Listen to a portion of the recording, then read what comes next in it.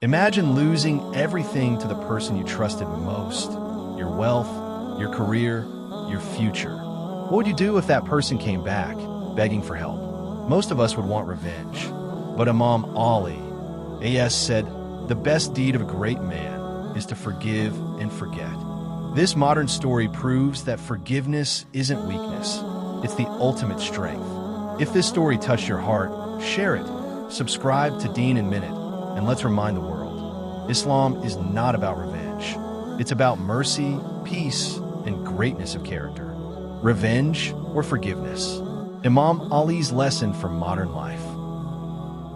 The city never really slept. Its streets pulsed with life, neon signs flickering, traffic horns echoing, and the restless hum of ambition.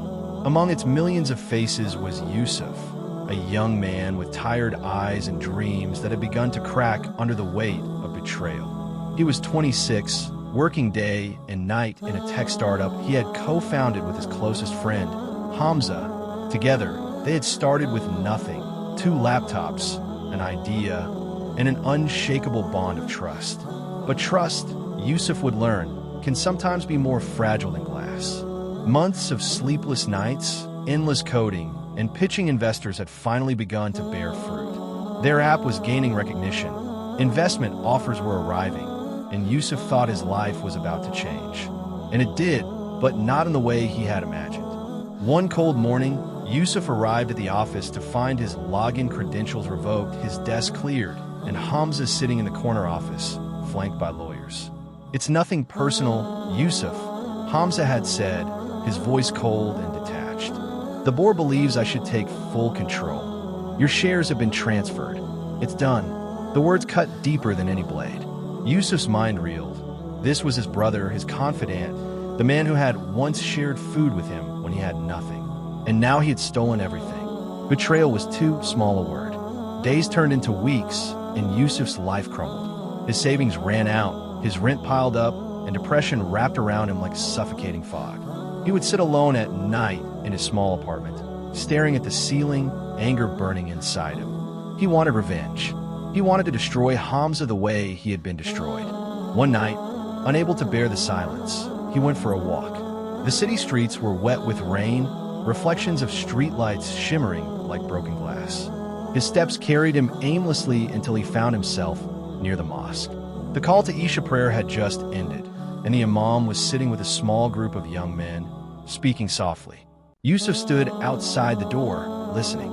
The imam's words pierced through the storm in his chest. Imam Ali, AS, once said, "The best deed of a great man is to forgive and forget." Remember, my brothers, forgiveness is not weakness. It is strength. It is a fire that extinguishes the fire of hatred within you. Do not carry the weight of revenge, for it will crush your soul. Yusuf felt his heart tighten. Forgive? Forget? How could he forgive the man who had ruined his life? And yet, something inside him longed for the peace those words carried. The next morning, as Yusuf sat in a cafe nursing a bitter coffee, he overheard 2 men discussing Hamza. "Did you hear? Hamza's company is being investigated. Fraud, embezzlement, all kinds of mess. He's in trouble." Yusuf's pulse quickened. Was this justice? Was this Allah's hand delivering the punishment he had dreamed of? For days, Yusuf followed the news, watching as Hamza's empire crumbled. Investors pulled out, employees fled, and soon Hamza was left drowning in lawsuits. Then came the call. It was Hamza. Yusuf stared at the screen, his jaw tightening. For minutes he let it ring, his pride screaming to ignore it. But something in his chest, something softer, made him answer. "Yusuf," Hamza's voice cracked. I have no one else. Everyone has abandoned me. My family won't even speak to me. I don't deserve it, but I need help." Yusuf's knuckles whitened around the phone. This was the man who had stolen everything. Now he wanted mercy? His heart raged with bitterness. Yet Imam Ali's words echoed again. The best deed of a great man is to forgive and forget. That night, Yusuf wrestled with himself. He thought of the Prophet Muhammad, PBUH, who forgave even those who tried to kill him. He thought of Imam Ali, AS, who forgave enemies on the battlefield. And he thought of his own soul, weary from carrying the weight of anger. The next day, Yusuf went to Hamza's apartment. The place was bare, papers scattered, the air heavy with despair. Hamza looked up, eyes hollow. "I don't expect you to forgive me," he whispered, "but I am drowning."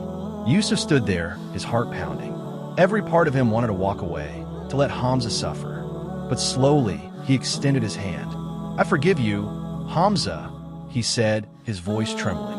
"Not because you deserve it, but because I deserve peace, and because Allah loves those who forgive." Tears filled Hamza's eyes as he clasped Yusuf's hand. In that moment, something shifted. Yusuf felt the heavy chains of anger fall away. He had lost wealth, status, even friendship, but he had gained something far greater, a heart at peace. Months later, Yusuf rebuilt his life from scratch, this time stronger, wiser, and free of bitterness. Hamza, humbled by his downfall and touched by Yusuf's forgiveness, began attending the mosque with him, seeking repentance. Their friendship was scarred, but slowly, by Allah's mercy, it began to heal. And whenever Yusuf told his story, he ended it with the same words. "I thought revenge would make me strong, but it was forgiveness that saved me." Imam Ali was right. The best deed of a great man